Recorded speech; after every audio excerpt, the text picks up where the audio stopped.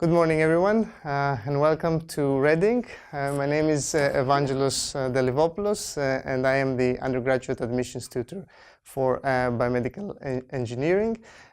This is a new degree that we launched last year. Already this year we have our first cohort of students that started in September, and later on in the day you will have a chance to meet some of them. We had an initial target for 20 students, and at the end we got 26 for the first year.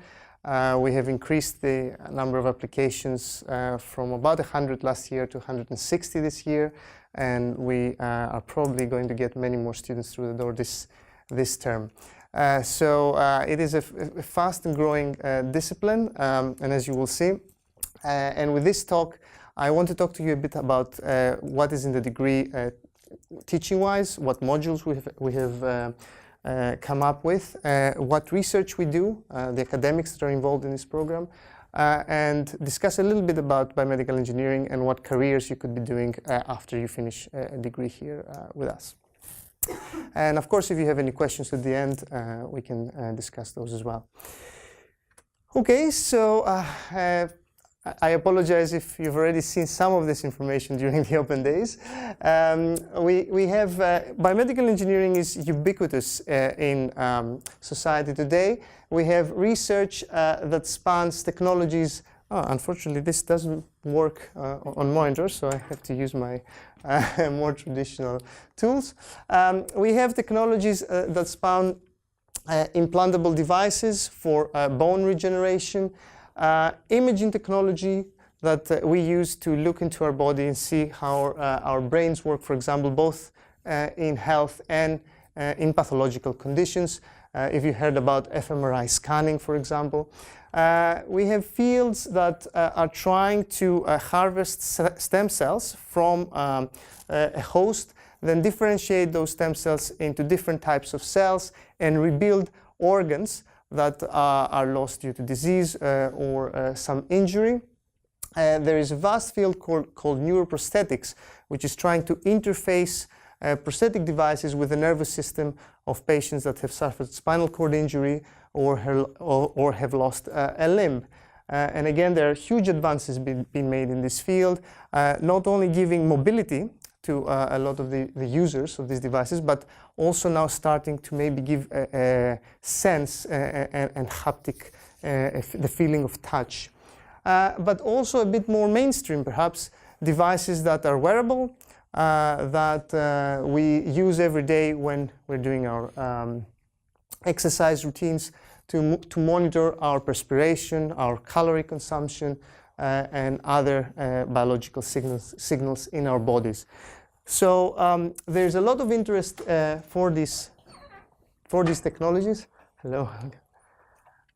So there's a lot of opportunities to find a niche that you're interested in and build a career around that.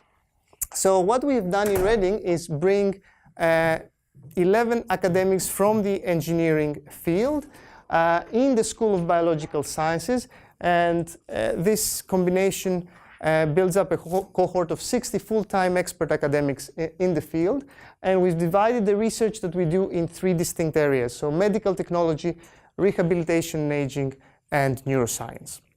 And in this fashion, BEng is a bit different to what other universities are doing. Usually, you get a biomedical engineering department or degree in an engineering school, but we are in a biological sciences school. So we brought the engineering inside the biology so that we have a much better interaction with the actual questions and challenges that biological sciences face. So our research is grouped into these 3 themes, as you will see in a moment, and we have also developed over 30 modules for the entirety of the degree. And what we've tried to do is give you a lot of options while you're going through the program. Because as you will see, biomedical engineering is a very wide field. It's a very wide area, so there are a lot of different paths that you can take. So if you're doing, for example, an MEng in biomedical engineering, you have more than 19 optional modules to choose from. So here are the 11 academics that I mentioned in the engineering side of things. There are many more academics coming from the biology.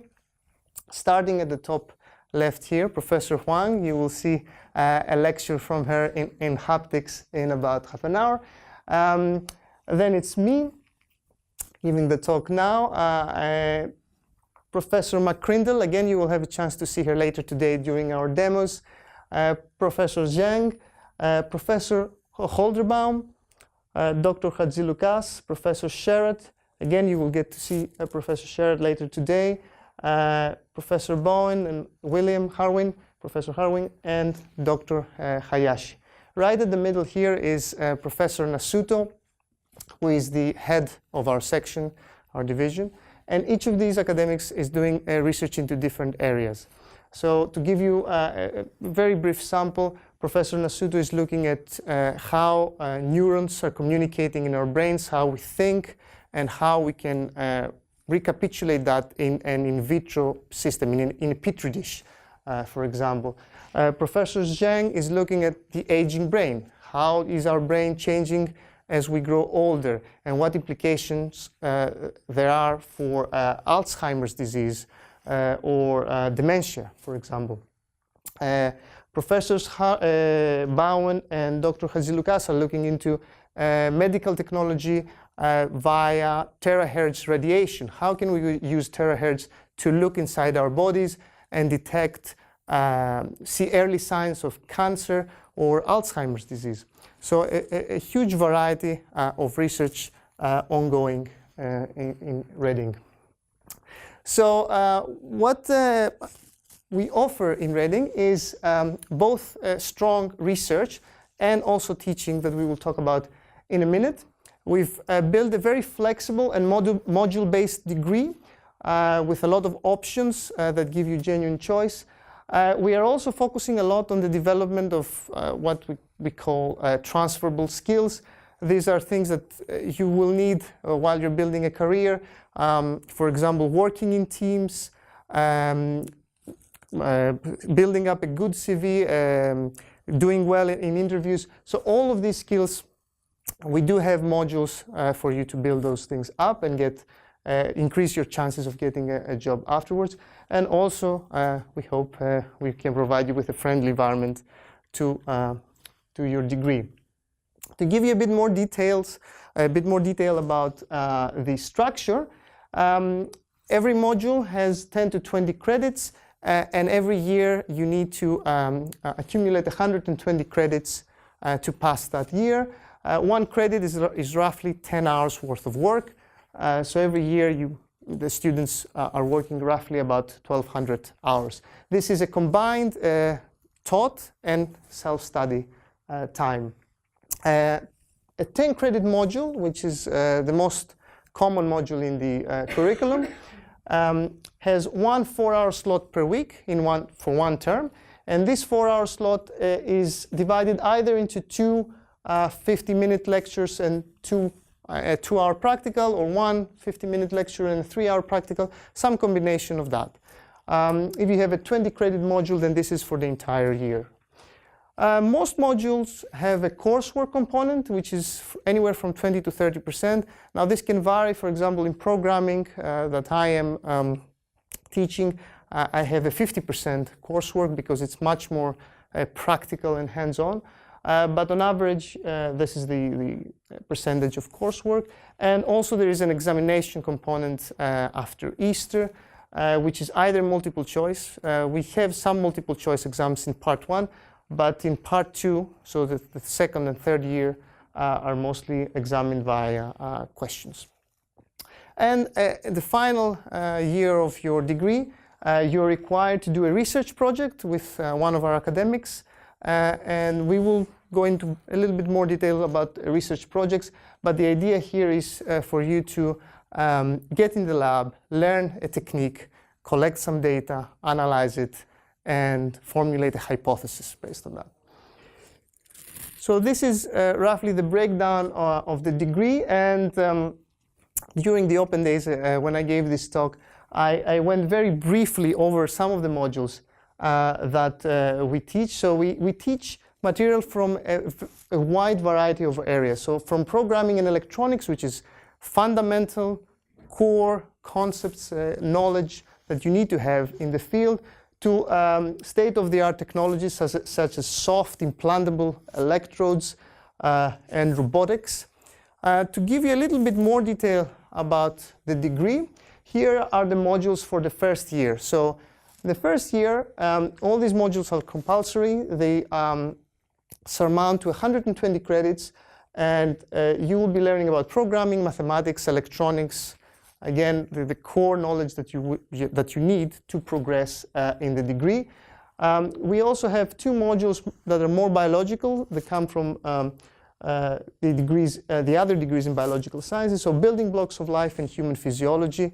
So you're looking both at the cellular level, what comprises a cell, what is the DNA, the mitochondria, the ribosomes, but also human physiology, you're looking more on the full body level of a human. And then we have physics for biomedical engineering, which is something you can use later on in robotics in the degree. And key skills in biomedical engineering alludes back to what I was saying earlier about transferable skills. Then the second year, again, we have some compulsory modules, but now you have 20 credits that you can choose from a list of optional modules. Now, this is a list that we provide in biomedical engineering, so biologically inspired computing, robotics, clinical biomedicine. But remember, biological sciences also has a list of many optional modules that you can take from there as well. So you can have some options from there. We have a module called summer placement. You can take a 4 to 8 week placement in a company and then come back to continue into your third year. So this is happening at the end of the second year, and that gives you 10 credits towards your degree. And again, on the compulsory side of things, we have modules that are, again, very necessary for biomedical engineering, such as signal processing, sensors for biomedical engineering applications, fundamentals in neuroscience. You get to see and learn how the brain works. Digital and embedded technologies, this has to do with wearable technologies that we can integrate in our clothing or perhaps wear as Fitbits in our wrist. So you're looking at microprocessors, how you can program these, how you can design them, and how you can integrate them in different gadgets.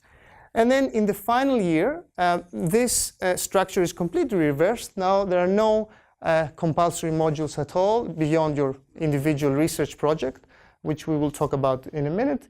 But then there is a list of options of modules that you can choose from, and you need to collect 80 credits among these modules. Again, here there are more optional modules from other degrees in biological sciences. So if, for example, you're very interested in zoology and somehow you want to combine, say, digital and embedded technologies, wearable devices with something from that field, you can take an optional module from there. But then again, here we also provide modules such as brain-computer interfaces, biomaterials and tissue engineering, things that are very fundamental in the field. And then finally, for those of you that will be doing an MEng, there's a 4th year. And now the research project is much more important. It is worth 70 credits. So it's a bigger project, and you're expected to work more in the lab. We also have a module called Research Management and Ethics worth 10 credits, and then an optional 40 credits from these or other modules in biological sciences.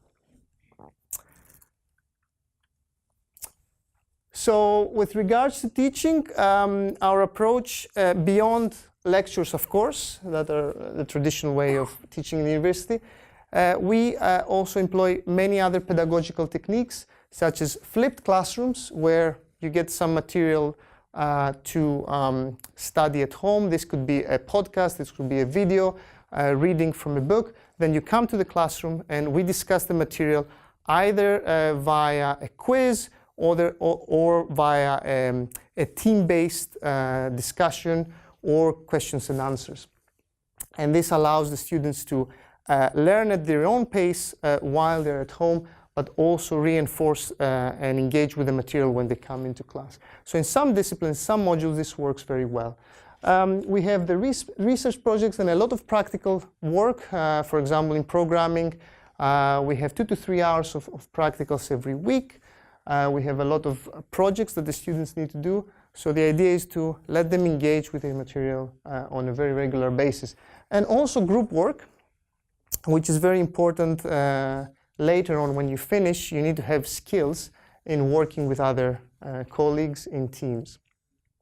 So there's a lot of variety in the type of teaching. The contact hours per week are approximately 24, but obviously if you need to contact an academic, most of us have an open door policy, so we're very easily approachable.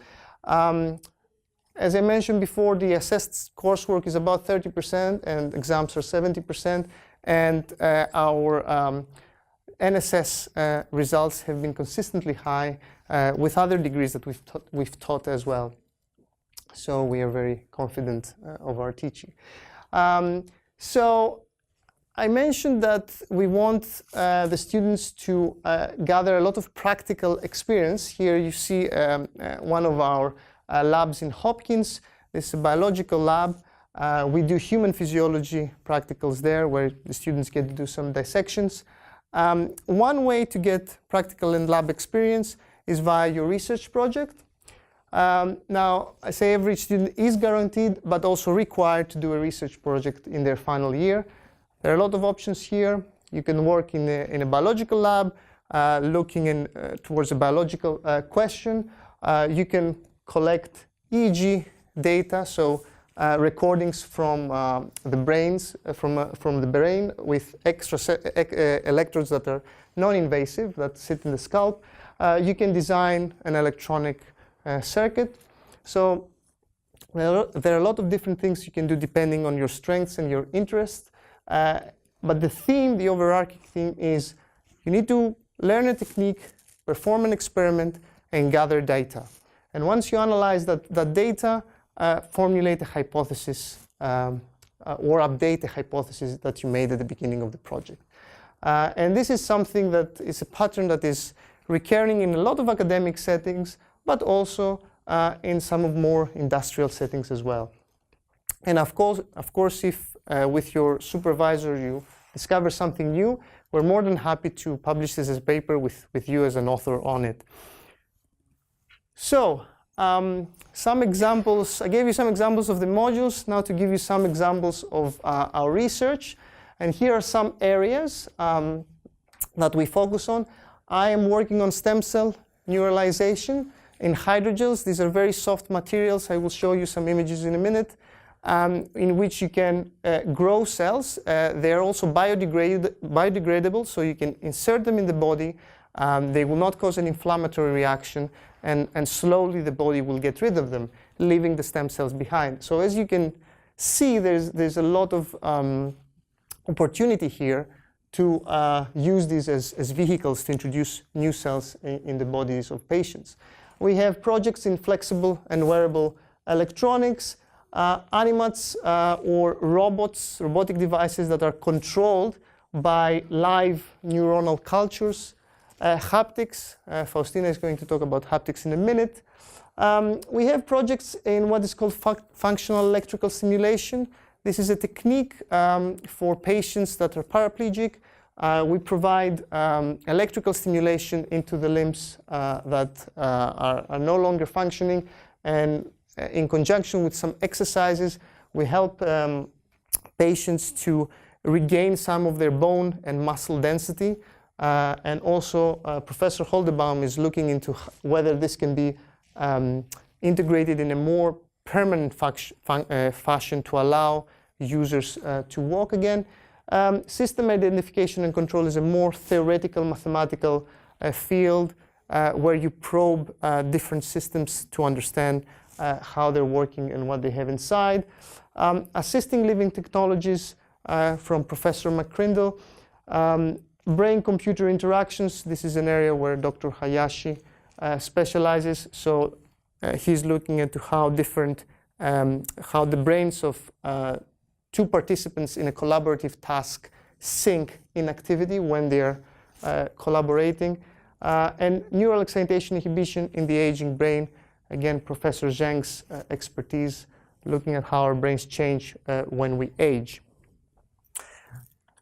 And very briefly, going through these areas. So here you see a hydrogel material. You can see here is very transparent. These materials are mostly made of water with some stem cells inside. They're as soft as contact lenses. And this is some visualization techniques to see the neurons that we are producing with these gels. This is from our Animat research. So a robotic device, you can see here in the virtual environment, is moved by a neural culture. These are live neurons from mice that are being cultured on these sensors, and they will fire electrical activity. We will pick up this activity and use it to move these robots.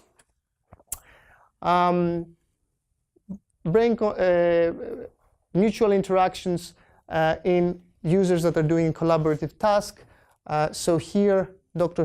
Hayashi is asking these users to use, to move this cursor together via this rod. You will see in a moment a demo of this in our building. And at the same time, he's recording activity from both of their brains, trying to see how this activity synchronizes as they are collaborating in the task. Biomedical instrumentation, this is in the terahertz area. So both Dr. Hadjilukas and Professor Bowen, they're trying to see whether they can diagnose early Alzheimer's disease and cancer with laser technology. We had a demo of this during our open day. So we are using the Oculus Rift as a virtual microscope and a haptic device here, a haptic display. So with this, you can immerse yourself inside the cell and interact with the different organelles, such as the ribosomes, the mitochondria, and you can feel them, feel the different texture that they would have. So Professors Wang and Harwin are spearheading this project and launching this in secondary education to support the teaching of biology. We have a project called Sphere, where we are introducing wearable technology in the aging population so that we can monitor them in a domestic environment and hopefully intervene early should there be signs of trouble, such as a stroke or a heart attack. Other technologies for aging well. Here is a project that is monitoring the dietary patterns of the elderly and makes suggestions on nutrition in order to prevent malnutrition early before there are further complications. And then finally, projects in assisting patients that suffer from visual impairments, such as retinitis pigmentosa. So we're trying to understand how these patients perceive the world, how the impairment manifests. And if we understand that, then we can make an intervention and provide some assistance with different gadgets and different technology. So this is a taste of the research that we do, the spectrum that we cover. We also have a very good support for placements in the degree. So we have a placements officer that is helping the students to write their CV, write their cover letters, perform well in interviews, get them into contact with these different companies, and hopefully secure a placement for a year. And if you do that, then at the end of your second year in the summer, you go to your placement, you stay there for 1 year, and then you come back in the fourth year to finish off your degree. So again, there is a lot of option here. For biomedical engineering, we are targeting 3 different companies. Microchip is focusing on hardware technology, designing new chips. GSK GlaxoSmithKline is more on the biological side of things, and Reneuron is looking at stem cell technologies for nervous tissue regeneration. So there is this option as well. Career-wise, on a very general level, there are options for you to either work in an academic lab or a commercial research lab, or even in a hospital or the NHS. You can work for a government organization or design hardware or software. Now, if we want to delve a little bit deeper into the subject, you can find a very good list of different fields that you can focus on in a booklet called Designing a Career in Biomedical Engineering. And this comes from the IEEE EMBS. This is the Institute for Electronic Engineering, Engineering in Medicine and Biology. So this is the society that is focusing on biomedical engineering, bringing, that is, engineering into biology. And as you can see here, you have a lot of options spanning from the very general and clinical engineering to focusing more, for example, in neural systems engineering, or looking at instrumentation and sensors, imaging technology, so working more with doctors such as radiologists, and then perhaps a bit more theoretical fields such as bioinformatics and health informatics, but also going more into the material side, biomaterials and nanotechnology. So the field literally spans a very wide range of different areas. So I'm sorry if I have tired you a bit with a long talk. This is the website, our website, where we describe the degree and the requirements that we have. We also now have some web pages with some sample modules and what material we cover in them. We also have a Facebook page that you can visit called Reading Bioengineering. And you can send me an email if you have any questions beyond today, of course, either in SPS admissions or at my personal email, e.delivopoulos@Reading. So that's all I wanted to say. If you have any questions, please let's have a chat. Thank you.